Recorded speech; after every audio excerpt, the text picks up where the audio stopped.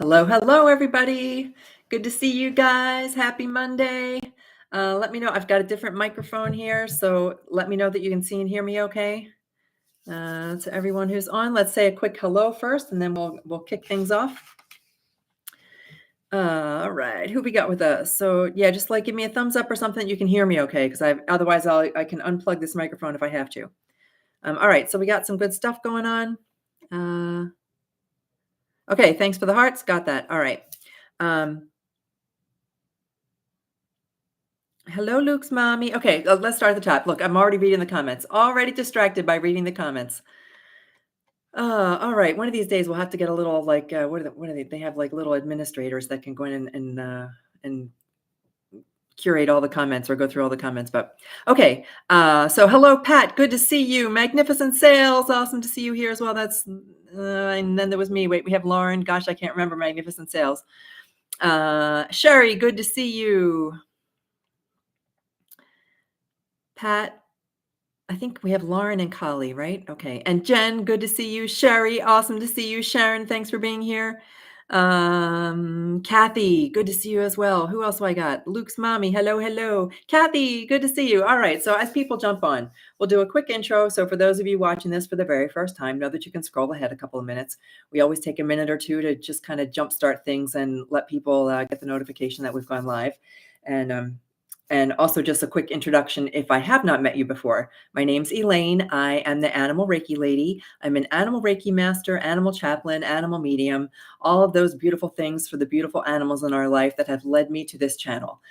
So this is SoulPet, where we support each other and help each other navigate the grief of having lost animal companions. And we do all kinds of things. We talk about all kinds of ways to help ourselves heal from our animal companions crossing to the other side. But we also talk about some of the hairy fairy woo-woo stuff. And tonight it's really going to be about the woo-woo.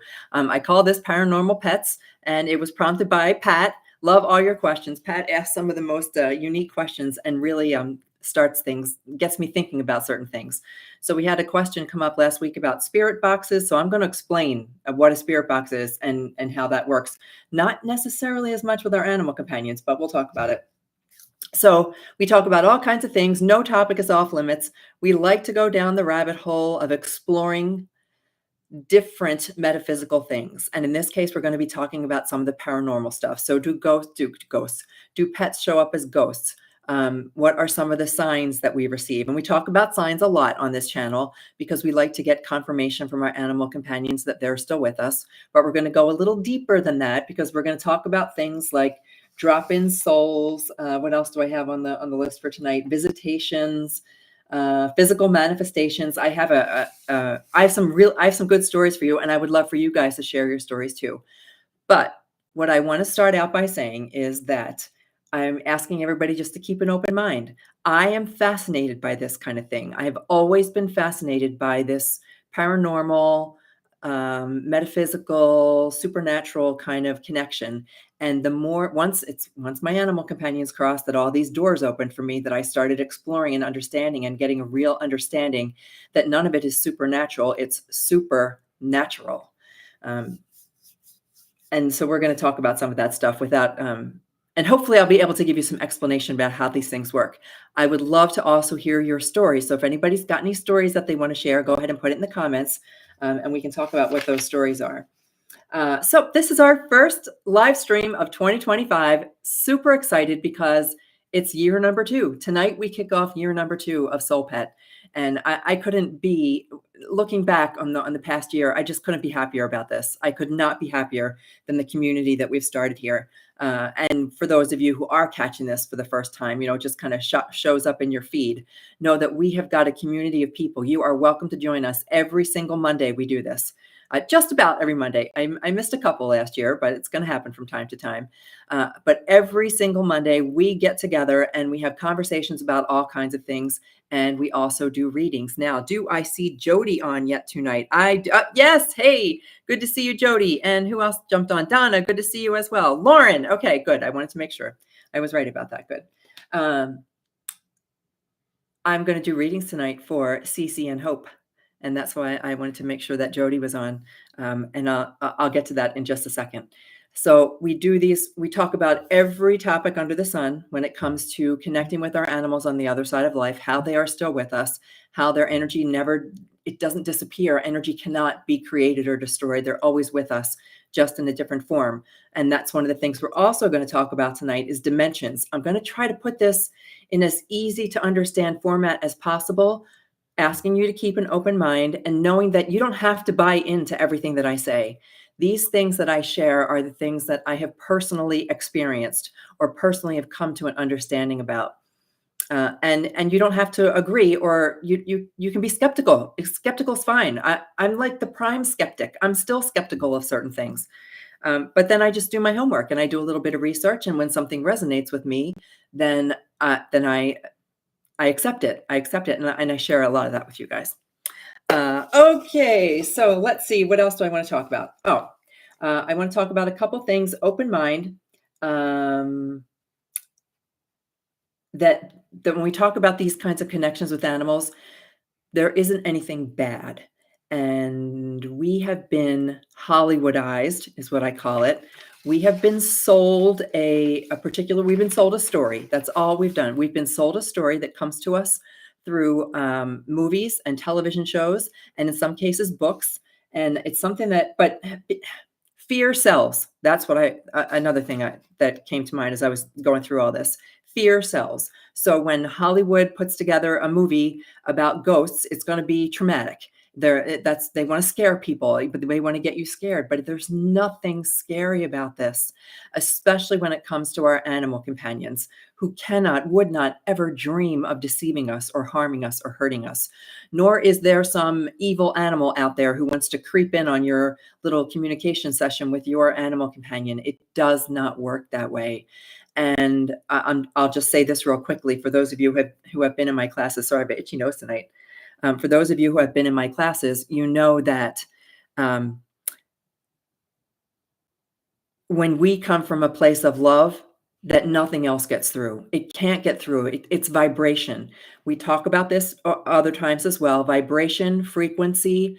It is everything vibrates. Everything is always vibrating. And something that is vibrating at a really dense, lower energy, such as meanness, or I don't like to use the word hatred. It's just a little harsh for me, but that we're on two different wavelengths, two different radio stations, complete two different radio stations. They can't hear us. We can't hear them, but we can connect with our animals who are on a frequency of love. Okay. I see a lot of comments scrolling by, so I'm going to catch that real fast before I continue. Thanks, Sherry. Yep, it's fun. I love these, and I love connecting with you guys every Monday. I love that you're here. Every dog that's been in my house has been fascinated with the same exact spot. That's one of the stories that I'm going to share with you, but something that I personally witnessed that has no explanation other than a little energy of another dog. Let's see. I missed a comment here. 2024 was the saddest year you've ever had. I hope it is brighter for you too, as well, Luke's mommy. I really do. And maybe we can help hopefully you'll just keep attending every Monday where we offer each other support and comfort. And we all have been there. I'm sorry, my voice is going to crack and I don't mean it to. We understand, we empathize with where you are, and we'll be here to support you with whatever you need. And there's somebody else saying it was brutal, right? You're not alone. So giant virtual hug, all of us, giant virtual hug to each other, because that's what we do. This community is just amazing. Amazing. You guys are awesome. Okay, so let's see. S Chap, so excited I finally caught your live. It's a beautiful Lola. 5 months and the days are still so hard. I want to, I know that so many of you'll offer that same kind of help. Jen, you know this too. And Sharon, you've all been through this. Hello, Cheryl. And watching and listening on TV. I don't even want to think about what I look like on a TV. A giant screen of Elaine's face. Hope it's a little TV. Okay. Speak to Lola all the time. Awesome. And then I saw somebody else fostering, and you guys can answer the questions about fostering. And there's that beautiful virtual hug. Thank you very much. All right, so let's talk about this. And I would love to hear your stories. If any of you have little ghost stories, let's call them. I have been fascinated by all things paranormal and supernatural, meaning not of our normalized, like that we accept as normal, and supernatural. I've always been, since I was a little girl, fascinated by this stuff. I never thought it was real. I never thought that I'd be one of the ones who would get this little gift, a gift that everybody has, by the way. I've just chosen to be a little bit more vocal about it and try to help everybody understand that every single person has these abilities. The ability to communicate with other souls that are not in our physical life anymore is available to everyone. And it's more available now than it has ever been in the past because we have all grown in a very unique spiritual way. You can call it a spiritual awakening, or you can simply recognize that there are so many people now who understand that there's more to this life than what we've been told. And in the metaphysical world, they say things like the veil is getting thinner. It's that we are just becoming more conscious and more aware of our abilities. And that's another purpose behind this channel. I want to be able to help everybody understand that you have this connection with your animal companions on the other side. So every ghost, I have watched every ghost movie. I stopped watching movies about ghosts and things like that when it really started to turn into just like, gory things. I don't need that goriness, the Texas Chainsaw Massacre stuff. I like a really good ghost story. Really good ghost stories. I've read all the books. I've read every Dean Koontz. I've read every Stephen King. You name it, I've read them because I'm fascinated by that kind of stuff. And I have read true stories, I've read fiction, I've watched movies, I've watched TVs, and all of those things are from outside of me. Now, I believe that fiction and works of fiction come from an imagination, and that when things are imaginary, we bring them into the real. So even fictional characters, I think, have a certain reality to them because we've created them in our minds. But I think that we've been sold the wrong story when it comes to how these things really work and how easy it is for us to connect with all souls, not just animals, but animals being the easiest. The reason that animals are the easiest is because we trust our animal companions. They were partners in our life. They gave us unconditional love in life. They loved us without any question in life, and that continues when they leave their physical body. That doesn't change. In fact, it just gets better. Their love is even deeper. Their love is even stronger, and their support for us is even stronger and deeper. So it's easier to start connecting with animals. But then when I realized that we can connect with all of our loved ones, it doesn't matter, animal, human, we can connect with our guardian angel. We can connect with any soul that is not in a physical body. We still have the ability to communicate with. And I'm going to tell you a couple stories, and then I would love to hear your stories too. So here's one. I'm going to look. You love that stuff too. Love the paranormal. And there's just something about it. And why are we so drawn to it if we're not meant to learn more about it? I heard my TV come on randomly at 100%. It was off right after losing Potato. I couldn't make out what was being said, but you heard it. Okay, so we're gonna talk about how you can interpret those things when you do hear them. Saw a spirit in my backyard too. Didn't recognize them. Local psychic said the area is a spiritual powerhouse. Every area is a spiritual powerhouse, by the way. There are some places where it feels stronger than others. And we could always talk about this at another time too, but let's take Gettysburg as an example. I'm originally from Pennsylvania. Gettysburg was a place that you went and visited. So the battlefields at Gettysburg, very strong, very powerful, lots of spiritual energy there because so many people transitioned at the same time. There was so much death. Even the word death, people get a little funky about. There was so much death at Gettysburg that energy is still, that feeling is often still there. People can feel that heaviness. And so that's why some places feel denser than others. But every place, there is not a spot on planet Earth where some soul has not transitioned to the other side. And we can connect with them anywhere, anytime, any place, past, present, and future. If you guys want to take my psychic development class, we can talk more about that, past, present, and future, how to connect with your future animal companions. Okay, so I am going to felt it in the Badlands of South Dakota. Yep, there is Wounded Knee is another place that I can think of where there was a significant loss of life, a significant loss of physical life, people transitioning, and there was trauma associated with that transition. And I think part of that energy still lingers there, which is why we can feel it, even though trauma does not transition to the other side. It's almost as if when those souls leave their physical body, they leave the trauma behind as their beautiful soul goes off into a different form of energy. You can call it heaven, you can rainbow bridge, whatever you want. We're going to talk about dimensions tonight in just a minute. But I feel like they leave that trauma behind, and sometimes that's what we pick up on, is that trauma. Okay, let me just take a drink. I'm sorry, I know some people hate the drinking on camera, but if I'm going to do so much talking, I got to take a drink. All right, so let's. As usual, I've got a ton of notes here. Let's first talk about dimensions, and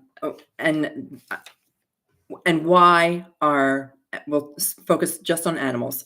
Although I'm going to tell you a story about my dad. When an animal soul leaves their physical body, we've talked about this before, it's instantaneous. There's no long drawn out process. They aren't lingering in between worlds. One minute they were in the physical, the next minute they're not in the physical. When they go into the non-physical, they do not carry with them the memory of any trauma. It's not something that's there. For as many animal companions as I have done little readings for, I exclusively, not only am I not told how they cross, there's literally no memory of a trauma associated with that crossing. One minute they're in their physical body, the next minute they're not, and there's no confusion, and they are still with us, and they become part of universal intelligence, if that's the best way to describe it. So that universal intelligence, that intelligent field that is everything, they become fully aware, as do people, as will you one day when you transition. You will have complete awareness of everything. You'll understand everything, and you won't just understand everything. You'll understand everything in the blink of an eye, and it'll come to you in such a download that we don't even have words to define it. Your understanding, and so do our animals understand this. So they try to get through to us. There are several schools of thought that about what happens to souls when we cross to the other side. I was raised Catholic, and we were taught about purgatory, and that there's this little, waiting room before you get into heaven, where you have to do some penance and some repentance for the things that you did on planet Earth. And then when you're deemed good enough, you get to go into heaven. There are others who talk about different dimensions. Depending on what philosophy you're following, it's anywhere from 12 dimensions to 25 dimensions. And now that's even being pulled into quantum physics, that there are different levels of energy that exist all around us all the time, and that they can be circular. That it just depends on who you listen to. I'll give you my understanding of it in just a moment. But let's just say that there's a dimension, meaning that there is a different layer of existence than the one that we have here on planet Earth. So planet Earth, I've defined this before, I think, and I don't have any of my drawings handy here, but if you were just to draw a line on a piece of paper, here, I'll just do that. So if you were to draw a line on a piece of paper, that's like one dimension. And then I would have to go back and get my drawings to fully explain that. But we're third dimension when it comes to a physical explanation of where we are. The fourth dimension is considered in the physics world is considered time. But let's just say that there's a space in the energetic field where souls go when they leave their physical body. And when they get to that energetic space, it's higher, it's lighter, it's different. There's existence there, but it's not physical. And so they have difficulty getting through to us because we can't see that. We cannot see the energy in a different dimension. So the souls on the other side who we would like to connect with, they want to connect with us as much as we want to connect with them. They use our physical world in order to get through to us. So they do a couple of different things. And I'm sure that there's more that I'm not even aware of. But this is my understanding of it. You can sense their presence. If you've ever felt that your animal companion was by your side. If you have ever felt like a sensation of them brushing against your leg, or you just knew that they were sitting right there with you, that's one way, because the energy, they're trying to send you a sense of their energy just by being near to you, and you can feel that. Another way they do it is with sound. So sounds that may be familiar, like a bark or a purr. I've told you the story before of Jack drinking from the toilet. That was a distinct sound the morning after he crossed, that there's no mistaking. Um, so their bark, their purr, the jingle of a collar, the click of their little nails on the floor, they will use your senses as a way to get in, to make a connection with you. And we've talked about this before in terms of signs, but now tonight we're talking about it in terms of want, they are using energy to connect with you, but it's more than just a sign, and it's more than just messages. It is your continued relationship with them. And it's almost as if our animal companions are really trying to teach us. They're trying to teach us individually. And we aren't, a lot of us aren't listening, and we miss it all the time. And I include myself in this because we get so wrapped up in our day to day. So they're coming through to us. They will use all of our senses in as many ways as possible. Then there are things, we started to talk about this last week, called visitations. And visitations are where we might have a dream, and that dream is so vivid and our animal companion is so present with us that we don't even wake up. We don't want to wake up from the dream. And when we do wake up from the dream, we realize that that was not a dream. That was not a dream. It was the dream state where they used our subconscious mind, the unconscious state of our mind, in order to connect with us through a dream, but it was a visitation. Physical manifestations, and then I'm going to read some stories, and I have a couple stories for you too.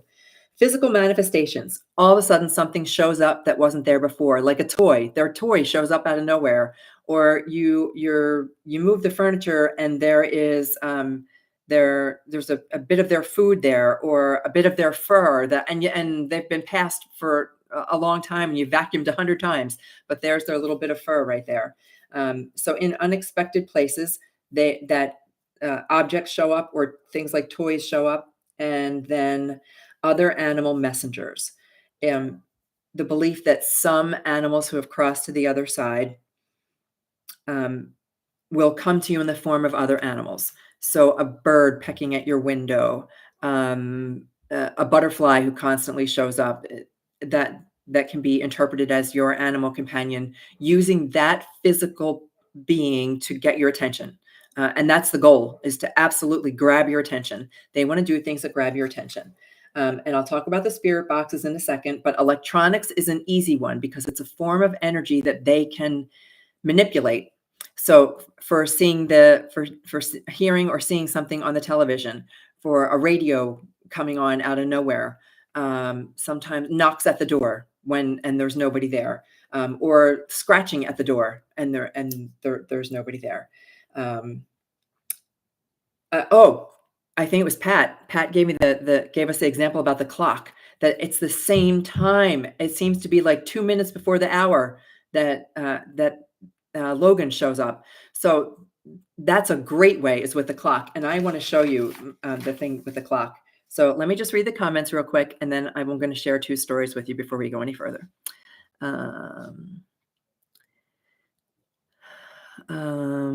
Okay, I'm going to go back. Valley Forge. Valley Forge is super intense. Now, I lived right near Valley Forge. I've been to Valley Forge so many times. And I get a sense of, there's a sense of peace that comes to me from Valley Forge. Okay, so let's just take a quick peek at the comments. A loving energy in the country. Okay, good. The trauma left is like a shadow. Completely agreed. A squeaking toy. Great example of a squeaking toy. Hello, Anna. It's good to see you. Civil War battlefields in Virginia. Oh, right. That's often reported, that there are, when you go to a place where there was trauma, that you can feel like in Gettysburg. That is a frequent thing. People say that they can smell the gunpowder. They feel either sick to their stomach, or there's such a dense energy that they don't even want to be there. They can't be there because it's so strong. Reiki is a beautiful way to kind of help overcome that. And you can shift the energy of a place through the use of Reiki, but that's also another topic. Who do we have here? My Hope and Cece crossed over when I lived in my house that I sold in September. Their ashes are with me, but I'm worried about leaving there. Okay. There, Hope and Cece, it doesn't matter where you live. Does not matter where you live. I'm going to have to share more stories too. It just reminds me of so much more. It doesn't matter where you reside, and you can, like I have my beautiful remains here of my animal companions that I have yet to spread. I will let you guys know when the weather finally breaks, and I can go spread them in their favorite place. Now that I'm back in Wisconsin, I'm going to spread their remains in their favorite place, their absolute favorite place where Jack and Lucy love to be. Their energy goes where you go. Where you go, they go. And there's no, you don't have to worry about moving. You don't have to worry about moving, and you don't have to worry about leaving them behind. They're not going to get lost. They're not going to forget where you are, because their energy is with you all the time. It doesn't go anywhere. But we're going to talk about Hope and Cece in just a little bit. Hello, Kerberos. Last dog passed away on August 28th. Current one was born on August 29th. Oh, does things that only my last dog did, that your last dog did. That is behavior mimicry is what I labeled it in my little notes here. Behavior mimicry, where they mimic some of the characteristics. So your current animal companion mimics the characteristics. And you guys know this about my Gypsy. Even my husband now says he talks to Jack when Gypsy acts like Jack. The cat stretch that my yellow lab would do, this stretch that only a cat could possibly do. The cat spines are made in that way that they can stretch, and Jack knew how to do that, and now Gypsy does it too. Mimicking behaviors, emotional connections. This is with the living pet. Well, I'm jumping ahead because that's drop-in souls. I'm not ready to talk about drop-in souls yet. Okay, so let me just read a couple more. Luke was a dark brindle, stood in your backyard 2 weeks after he died, saw at the corner of your... seeing things out of the corner of your eye happens frequently. For me, Winston is the one. I'm always seeing a little flash out the corner of my eye. I know it's Winston. He just scoots by so fast, but that's what I get the sensation of. Now, they can't manipulate the energy as the way that, like, ghost stories are told. Like, it's not an apparition. They don't come through as apparitions, but they are able to kind of get our attention. And that little flash of light, just seeing the snap of colors as they go by is usually about as close as they can get. Now, people have said that they've seen ghosts.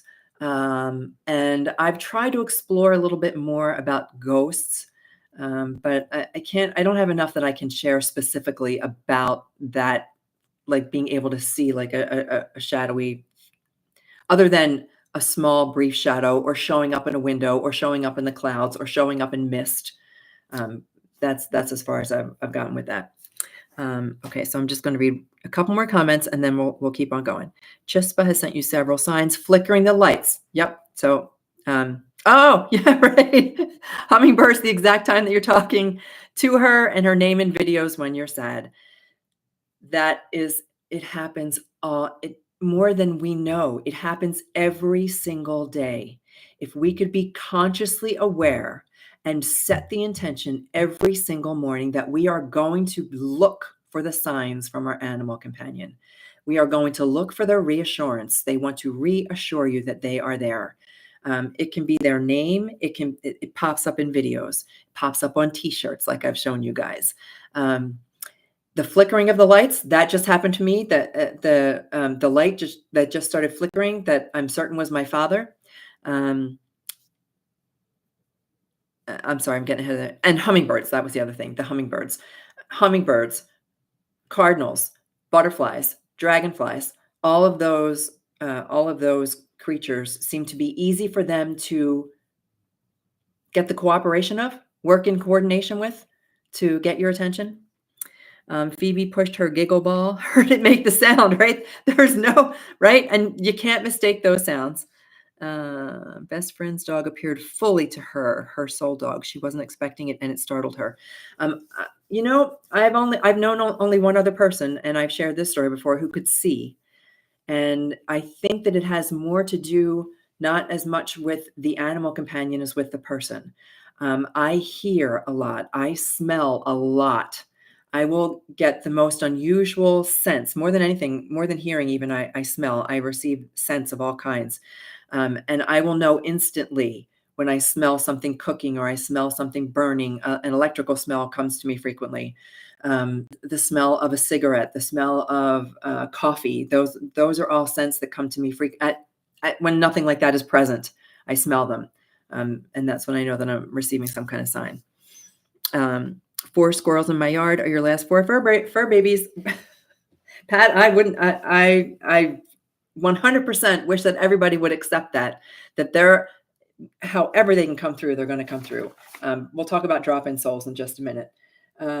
Let's talk first about these thing called spirit boxes. So ghosts, I think it's more about if somebody is visual and they are open to seeing their animal companion in the non-physical, then I think that that's when that happens.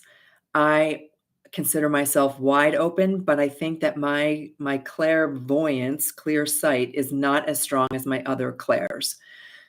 So I have yet to actually see. I've seen a dog see, like some of you guys have, but I have not actually seen. So I think that it has more to do with a person and their willingness to see. And some people don't want to see a ghost of their animal companion, and so they have that. They kind of filter that out. Okay, so before we get to spirit boxes, I want to share my 2 stories. The first one is the dogs. There is a video that I posted, gosh, it's got to be a couple years ago now, maybe 3 years ago now. I videoed a Reiki session that I was doing with 2 Weimaraners and 1 little French bulldog. And as I sat on the floor and closed my eyes, it was just a meditation that I was demonstrating. And I sat on the floor, I closed my eyes, I turned on the camera, and just sat there doing my Reiki meditation. And I was doing some internal, thoughts to myself. And later, when you watch the video, the dogs, I couldn't have asked them to demonstrate any better how calming Reiki can be, because these 2 Weimaraners were a little crazy. They were zooming all over the place, and then they settled completely down. And then my eyes are closed and I'm sitting there in meditation. One of them pulled their dog bed over to me and laid down right by my side. And the other one is staring off over into the corner and as if receiving instruction, and then goes and does something, comes back, looks off in the corner. You guys can go watch it. It's wild. And you're wondering, what is he looking at? That was my thought anyway. What was she looking at? And later, when I confirmed this with the woman whose dogs I was watching, she said, "Oh, I'm certain that was," and I can't remember her first dog's name, but she had a Weimaraner who had passed away. She said, "Oh, I'm certain that's who it was. They look in that corner all the time. I'm certain that's who it was." So they were all, but it was almost like they were receiving instructions. So it was more than just my meditation. It was if this other dog was explaining to them, "Go get your bed, pull it over." So that's one thing I witnessed. The other was, I'm going to show you this picture. Hang on, let me. All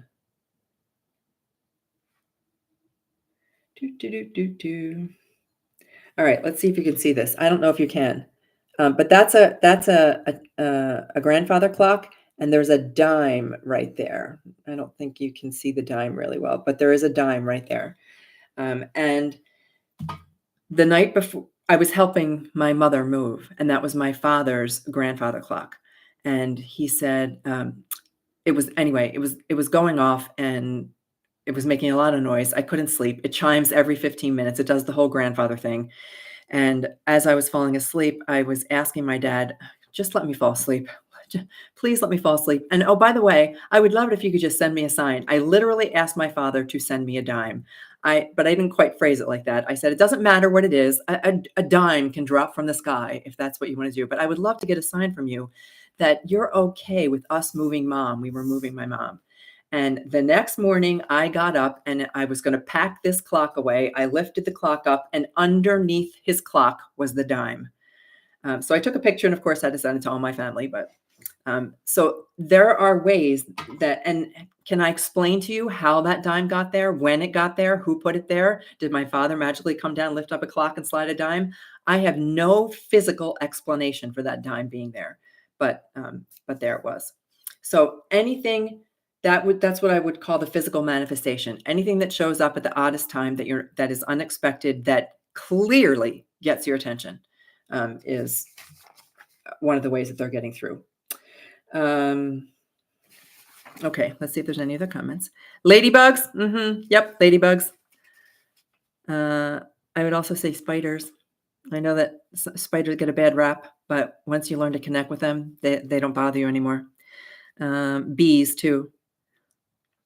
My friend didn't want to see her dog spirit. Yeah, so excuse me. We can absolutely, our animal companions on the other side of life. This is in response to your comment that your friend did not want to see and asked her companion not to show up again. Absolutely. We can have conversations with them that they respect and honor. We can let them know if we're not ready. We can let them know if that was a little too frightening, that was a little too much, too fast, too soon. We can ask for gentle signs. We can ask just for the feeling, for a feeling of peace or a feeling of relief or just that feeling of love. We can ask for little things and they'll respect it. They will absolutely respect if we need to set some boundaries. Okay. Jeff Mara. Hi, Jess. Jeff Mara has a video of a little darting light that a lady captured that she thinks might have been the spirit of her bird that passed. Okay, so if anybody wants to look that up on YouTube, go for it. I'm sure there are other videos out there as well. Sharon is really good at catching those orbs. Julie, who I don't see this evening, is also good at catching those orbs on film. You just hold especially if it happens more than once. You just go into a dark room in your home and you turn on your cell phone, and if there's orbs there, that's another way that souls get through from the other side. Okay, let's talk about I promised the spirit boxes. Okay, so what's a spirit box? This was a question from Pat. What is a spirit box, and do they work? So a spirit box is actually something that a paranormal investigator, and I shouldn't say that with like that tone in my voice, but there's so much on TV that I don't trust, that I think is concocted, that is not real. But spirit boxes, this is why I think that they work the way that they do, and the person who uses them, whether they use them for just commercial fame or whatever. But a spirit box is something that a person designed. I can't think of the guy's name, and I think there's even a patent for it now, where it uses, if it's not cell phones or video or radio, it captures white noise. And it's like a radio where if you were to like turn the dial on a radio super fast so that we got nothing but a bunch of static and a bunch of fuzz and white noise as you were flipping the stations real fast, that's what it does. And when it does that, it kind of harnesses that white noise. And if you listen to it on the playback, you're able to hear things. And you're able to hear essentially what the person does is for spirits on the other side, or who are people that have crossed. And you'll hear voices or you'll hear snippets of something, but you'll hear what is something in the white noise. Now, animals don't have a voice, but it doesn't mean you can't hear their bark or hear their purr. You're not going to get like a verbal message that says, "I love you, mommy," because they don't have that vocal capability. You may feel that, or you may hear that in your mind, but through the white noise, you may hear some other sound that is other than the white noise. So the spirit boxes, yes, they work, not because they're a gimmick, but because they are using the white noise. So instead of us turning on our TV and hoping, ooh, if I turn on channel 23 that always comes in as snow, maybe I'll get a message. They're actually using that white noise in order to help the soul on the other side come through that particular electronic. So that's why they work. And it's not just a gimmick. That is something that is consciously using a device in order to capture. And we're not talking like Blair Witch Project or anything. They're just using white noise in order to capture some kind of message. My cat guided me very strongly after she passed, giving me so many blessings. That's what they want. That's what they want to do. Ultimately, after we talk about all this, it's not just because they want to still be with us. It's not because they miss us, because they really don't miss us because they're right with us. They miss the fact that we aren't seeing them as they want to see us, but they want to be our partners. Animals are guides, and there. I tried to look up, and it was going a little bit too far. I didn't get it was I was getting too much information, but different cultures do have different beliefs about our animals' abilities to stay connected with us after life, and their power and their spirit and to be guides, and whether it's wild animals or animals that have shared our life, there's different cultural beliefs about their impact on us, um, and our ability to get messages from them. But more than anything, they want to guide us. They want to help us heal. They want to help us. I know it sounds corny, but they want to help us have a better life. Like, they want to help make our life better. And now that they are on the other side, and I've said this many times before too, they came into the physical not just to be our partners, but to get a better understanding of what our life is. I mean, what is it really like to be human? And they saw everything, and without judgment, they saw everything. And when they left their physical body, they took all that knowledge with them, and now they can help us even more from the other side. Once they have an understanding of what it's like to live with human and our humanity and our humanness, now they can actually help us. So look for that help. You can ask for their help. It doesn't have to be random. You don't have to say, "Oh, yay, yay! Today I got the sign. Today I saw the little butterfly, and he wouldn't stop flitting back and forth as we were." That is definitely a sign, but you can ask every single day. You can set the intention that says, not only am I going to receive a sign today, but I am going to talk. I am going to speak to Leonardo, and we are going to have a and we are I'm just going to let him know what's going on in my life and ask for some insight. And then, of course, you pick up your pen and paper and you write down the information that you get, because that's how you're going to get it. Okay. Um, Electronics, senses, the clock, spirit boxes. Okay, let's talk about the drop-in souls. One of the ways that animals can get through it, not just animals, this is also for people. One of the ways that they can get through to us, like kind of break through that energetic barrier that is keeping us in the physical and keeping them in their energetic space, is drop-in souls. Drop-in souls does not mean possession. Please, it does not mean possession. We are so conditioned to think that we are going to get tricked, that we're going to reach out to make a connection with our soul on the other side, and because we can't see them, we don't know who they really are. And Hollywood has trained us to think that some evil entity is going to come through, and the next thing we're possessed. It does not work that way at all. If you could just think of whatever your religious beliefs happen to be, we are talking about pure positive love. And our animal companions just would not ever do anything to harm us, ever, ever, ever. And so that's why I can talk about drop-in souls. Drop-in souls means that our animal companions on the other side of life are able to, I like the word cooperate with other animals who are still here in their physical bodies. And when they have that cooperation, it's as if they can look through their eyes, see what they see, hear what they hear, taste what they taste, and connect with you in that way. That's where the mimic comes in. So Gypsy, who stretches like a cat, like only Jack could stretch, she stretches. Gypsy, who is a very dainty girl, she's about 40 pounds, 45 pounds maybe, and she has dainty feet. It's just she's very solid, but she's got dainty feet. She has a dainty mouth, so when you give her a treat, she's very dainty about it. But when she shares her time with Lucy, the drool like only Lucy could drool, that it just buckets of drool start to fall from her mouth.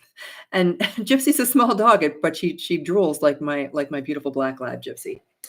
So any mannerisms, activities, responses to things that your current animal companion may do, that's your animal who's on the other side. That's them dropping in to say hello. That's all they're doing is dropping in to say hello. And I fostered in myself even. I've gone on a beautiful hike and I thought to myself, "Oh my gosh, my father would love this view." He just loved the mountains. He loved the woods. And I thought to myself, he would just love this view. And I thought, "Oh, so let's give it to him." And I thought about just looking, and as I looked at everything, I just kinda let my own eyes glaze over, and I just invited him. I said, "Just look. Look through my eyes. Enjoy it. Enjoy this vista. Enjoy this view. We have a beautiful planet that we live on, and we can experience it only in the physical. So come on in and take a look through my eyes." Sometimes I'll do it with food too. I'm tasting favorite foods.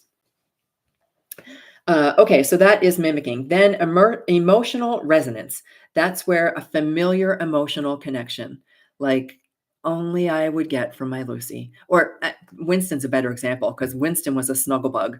And when he snuggled, he would snuggle in right under, he was a small dog. He would snuggle in right here. And when he did that, like he would just burrow his little head. It just gave me, like even now, it just gives me chills. It gave me such a good feeling whenever he would do that. Unique to Winston, very unique to Winston. And just now I know that he's with me because I can feel that feeling even now as I begin to talk about him. And also telepathic communication. So they communicate through, how best to put this, through the consciousness of other animals.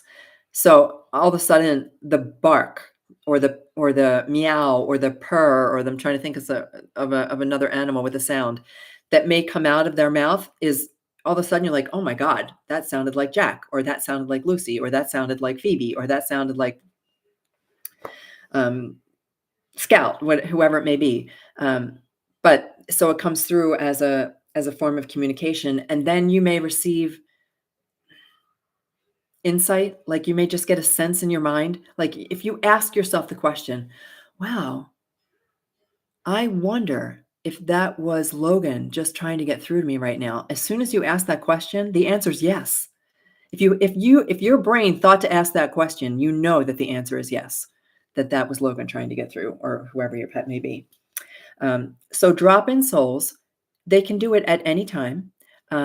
That's one you could probably ask. I can't say that I've actually asked Gypsy if she would let Jack come through. I usually just wait until I see it, but I'm sure that you could. But drop-in souls, and not just your current animal companion, but it can be through other animals also. So that bumblebee that keeps buzzing all around you, uh, the bumblebee is a good example. There was somebody on here who had a bumblebee around them all the time, and she just knew that the bumblebee was her animal companion.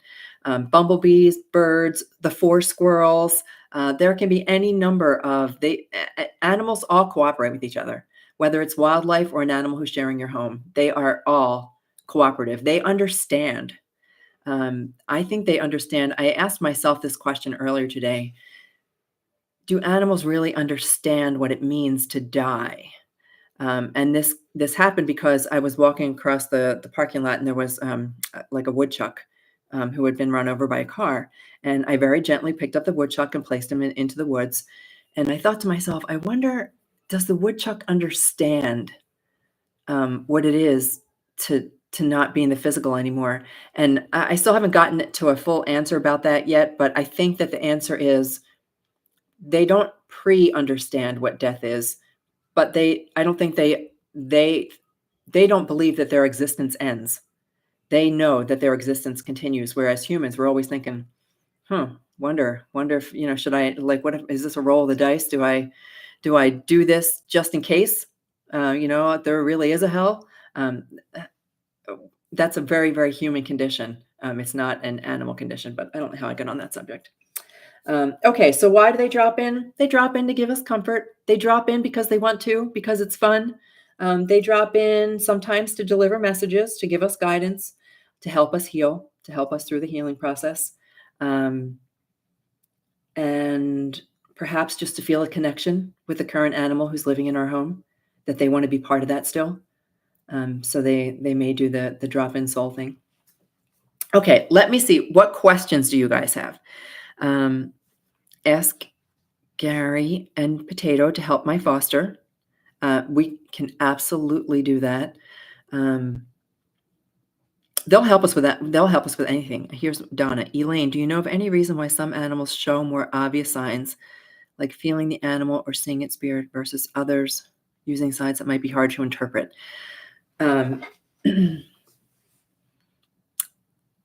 I think I have two specific things that come to mind. The first is that I do think, even though our animals, when they cross to the other side, as with all souls, they have access to infinite information, access to ultimate intelligence. I think that they are learning just as much as we are. I think they're figuring out the best ways to get through to us as much as we are trying to figure out the best ways to receive the sign from them. And I like to play a game, make a game out of it and say, okay, let's try today for smells. If you could send me the smell of lavender, or you can make a little game out of it. Some people are very open to it, and so are willing to. They recognize signs no matter how subtle. Other people need a neon sign, like the day that I needed the neon sign from Lucy, and in gold letters across the T-shirt was the name Lucy. So I needed that day a neon sign, and she gave that sign to me. So why are some hard to interpret? Oh, because I think they're learning. I think they're figuring it out as much as we are. Only they just have a little bit of an upper hand because they have access to infinite time and infinite patience as well as infinite knowledge. Asking my fur babies to help you find where I put a key.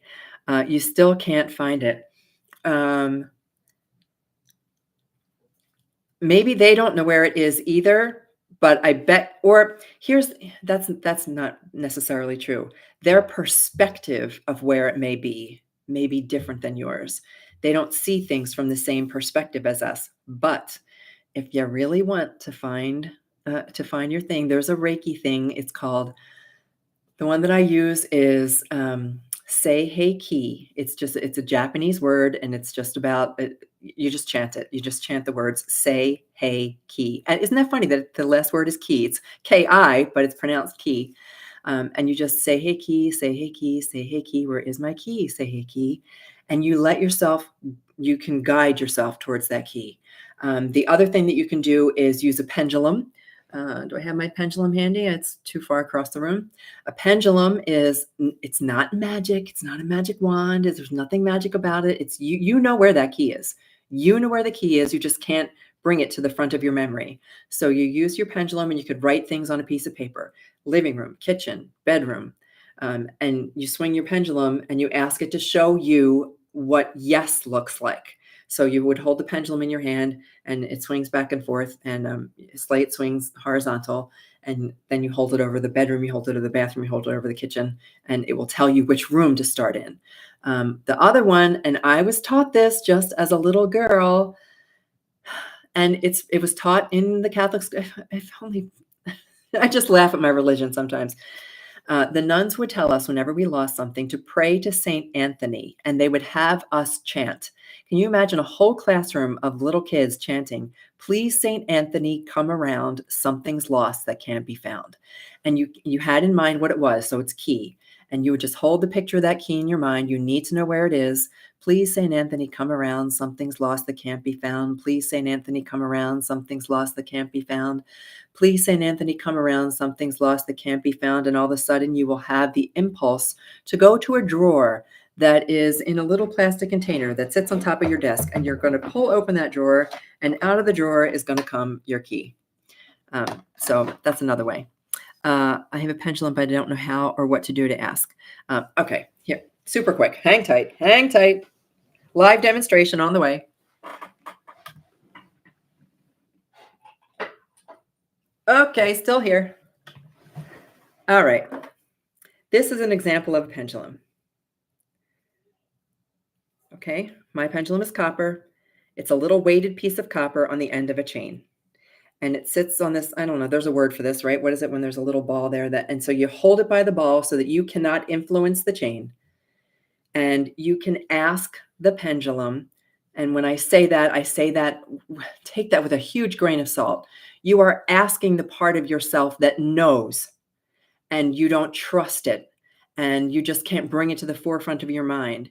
And when you hold the pendulum, it causes these little micro vibrations to come from your brain that holds the information down your arm and to this little device.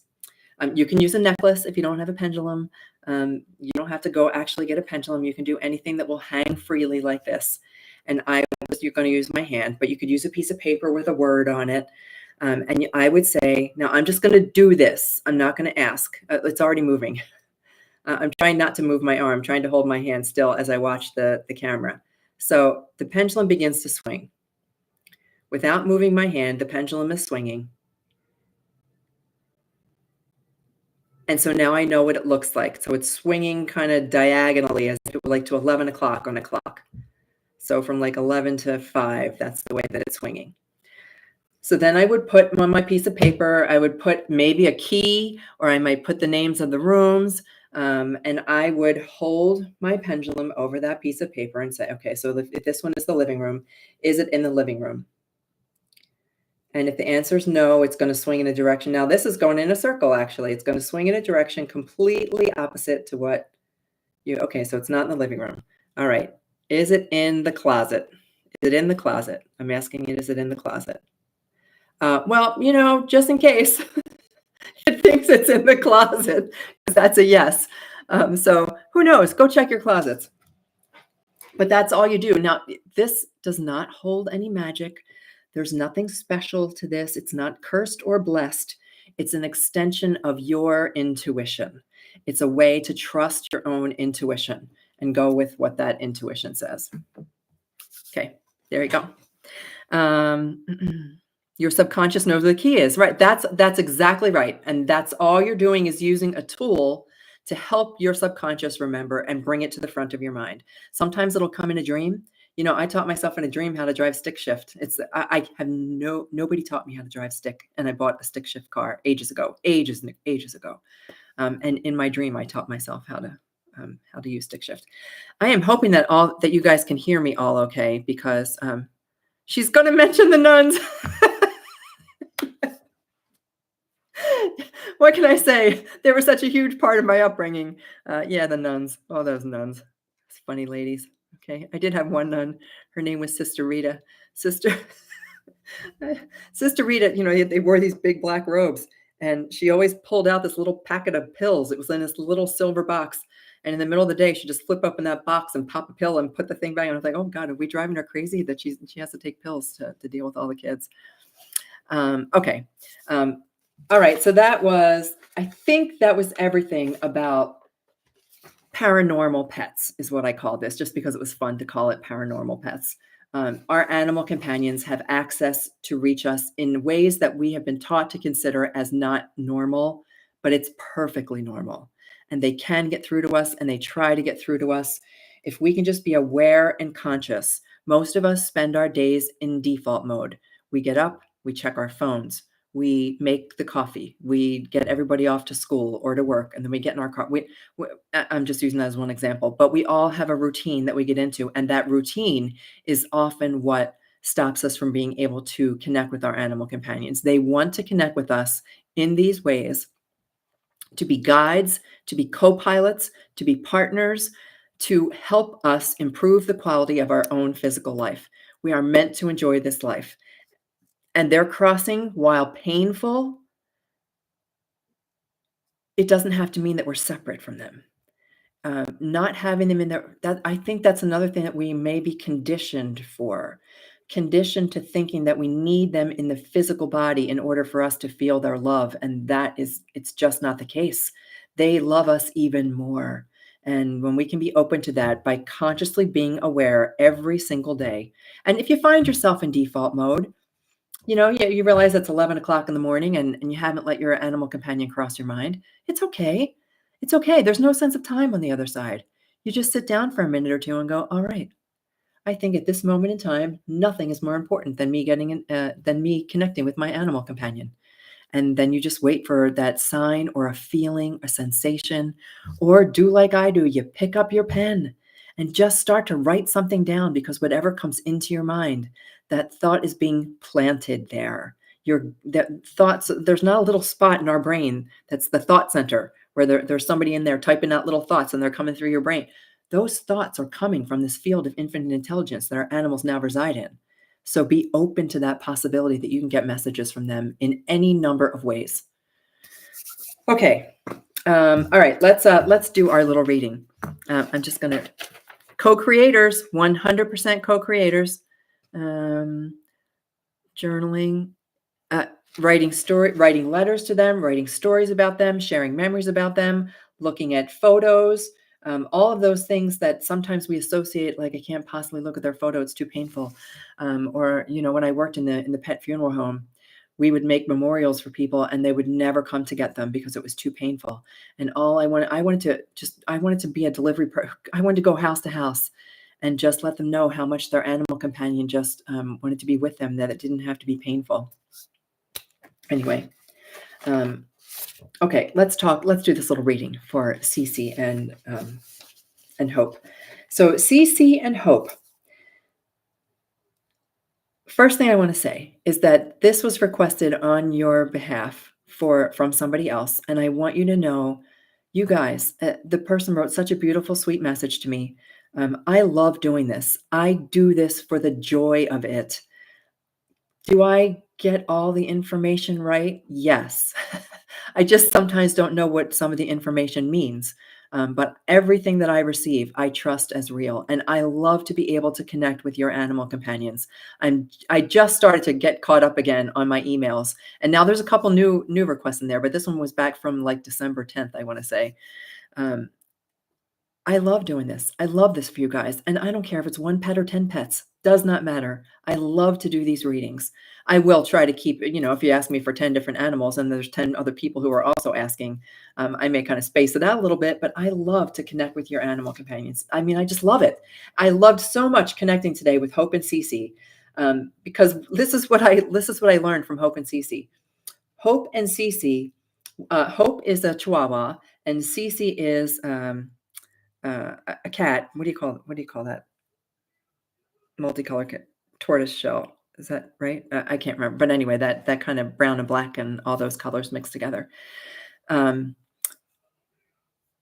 They see each other as each other. Like Hope didn't know that Hope was a dog. Whenever Hope looked at Cece, Hope assumed that she looked just like Cece. And it's the same thing for Cece. They were like a direct reflection of each other. There was no distinguishing cat versus dog. When they saw the other one, they saw themselves. And a lot of what the message that they shared with was about reflection. So I'm looking forward to sharing some of that with you. But I just thought that was so interesting that they saw each other they saw themselves in the other's eyes. So there was no distinguishing cat or dog. They are still paired. They're definitely still together. I got a sense that it's one animal now.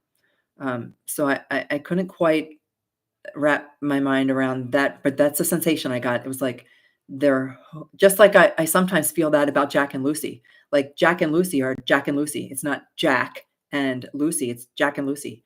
Hope and Cece. Hope and Cece. They're one animal now is the sensation that I got. They do reflect back to each other. And okay, some of the things I try to ask for a piece of evidence, and I also use all of my senses. So things that I may hear, things that I may see, things that are unusual that come out of my experience. For example, I rarely wear a lot of makeup. I try not to wear a lot of makeup. But today it was particularly cold outside. I wasn't feeling my best. So I thought I'd, throw on a little blush. And I opened my drawer and the makeup brushes went everywhere. And like they just like flew out of the drawer. And I'm like, what? I don't understand. So, but then I wrote it down. I wrote it down like makeup brushes. There was something about a makeup brush and them falling all over the place, as if the cat had just knocked them right out of my hand. So the makeup brush was one. Something about Vaseline, petroleum jelly. There was something about petroleum jelly, and I don't know if it had to do with a medical condition, but that's the sense that I got. Vaseline. And then did one of them, I think it was Cece, but did one of them get into something that they shouldn't have? Or did they have a strong medication? And when I say did they get into something they shouldn't have, like my grand dog has been known to um, get high. Is that the best way to say it? My grand dog, if she smells it, you better watch out because she'll go for it. So I got a sense that there was something like that with Cece, but like Cece, I'm tripping. It's possible that it was a strong medication. And then I had a sense of purple hair, dark blue, and dark blue toes, like pretty blue toenails, with toe rings, and that Cece was chasing, and this was from Cece, um, chasing toes. And then I got a very distinct, clear message that I should look up other famous cat people. Now, we've talked before on this channel about Freddie Mercury, a famous cat person, but that was not it. And what came up was so interesting. So I just did a quick search, like who's the most famous cat lover out there, and it came up as Ricky Gervais. And Ricky Gervais, if you've not watched any of his things, I think on Instagram is where I catch him most often. Amazing. Not only is he funny, but he talks about his cats. And the stories that he tells about his cats are so hilarious. I love to watch them. So that was the first one that came up. And more about the makeup brushes again. I got not just played with, but chewed. I had a visual of a makeup brush that got completely chewed to the nub. And then Eartha Kitt. If you know who Eartha Kitt is, that was the other name that just jumped out at me right away. She played in the original Batman series. Now I'm dating myself back to the 60s. There was a Batman series, a television show, and Adam West was Batman, but Eartha Kitt was Catwoman, or she was like the first version of Catwoman, and that came up. So for whatever reason, I don't know what Ricky Gervais or Eartha Kitt have to do with anything, but she's also the one who sang Santa Baby, hurry down the chimney tonight. So yeah, I don't get paid to sing. Okay, and then this is about the reflection. When you look at another person, what do you see? And there was one person in mind. I don't know who this is. I'm just gonna Calico. No, not Calico. Okay, maybe that's it. Yep. Taylor Swift has a nice cat. Okay, yep. Used to love the old school Batman shows. I know they were the best. Eartha was the best Catwoman, 100%. All right, you guys are with me. You guys are totally with me. She has a very seductive voice is the best word for it. Okay, so when you look at another person, what do you see? And you see a reflection of who you are. And that's why Hope and Cece were showing me that they were reflected in each other's eyes. And that includes their love. They would see each other when they looked out. They didn't have a sense of themselves as like Hope saying, "I'm so happy, I'm a little chihuahua." Hope saw herself as a cat, because that's what she saw. So when you look at another person, what do you see? A reflection of who you are. Not bad, but be aware when you're judging. This is a little bit about judgment. Unconditional means not judging even yourself. Now, this is just the message that's coming through. I promise I try my hardest not to judge. Unconditional means not judging even yourself. And if you find yourself judging, it's a very human thing. And this was just a funny sensation I got. It's so human was the thing that I got to judge. It's part of being human, like you humans, and you're judging. And then Cece Hope saying, but look at us, now we're judging. So that they just thought that was amusing that they caught themselves judging, that it's okay. Just look at what you're really judging. So what is it that you are, when you see another person and that judgment goes through your mind? It happens all the day, every day, by the way, all the time to all of us. It is part of the human condition. What is it that you're really judging? They're asking you to look at that. That there is something specific. I didn't get the details, but there's something specific that they're saying that is being judged. And stop taking everything so seriously. That was the other message. So it's okay to have fun. It's okay to kick back. It's okay to be lazy. Lazy is just fine, by the way. Lazy is just fine. And don't sweat the little stuff. This was the last thing that came through. Don't sweat the little stuff. It's all little stuff. And it made me look up that quote because I know there's somebody who that's something that people say a lot. Don't sweat the small stuff, but don't sweat the small stuff. It's all small stuff. The guy's name was Richard Carlson. And here is what came up when I had to look up that quote. Richard Carlson, he has passed away since. But his last book before he passed was called Don't Get Scrooged: How to Survive in a World Full of Mean People. And I don't know why I'm supposed to share that, but I really, really, you guys know when something comes up, I have to share it. I don't hold back. So that was a very strong message that came through. Was about don't sweat the small stuff. And then that book, Don't Get Scrooged, I think it's something like that, How to Thrive in a World Full of Meanies or something like that. Okay, so let me see some comments here. Have white patches too. Torties don't have white at all. Okay, the picture I saw, I don't think I saw a lot of white. But anyhow, so that is our message today. We talked about paranormal pets, the way they get through to us, why they want to come through to us. We can explore more and more about this every week. Something new comes up for me. So I go where the animals guide me. And they thought it would be fun to kick off our new year talking about paranormal stuff, and then a message for Cece and Hope.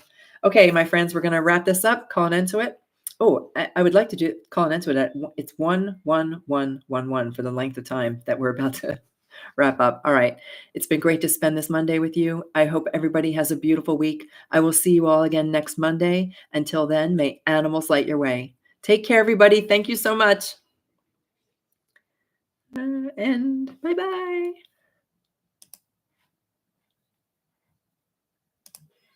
Okay, see you.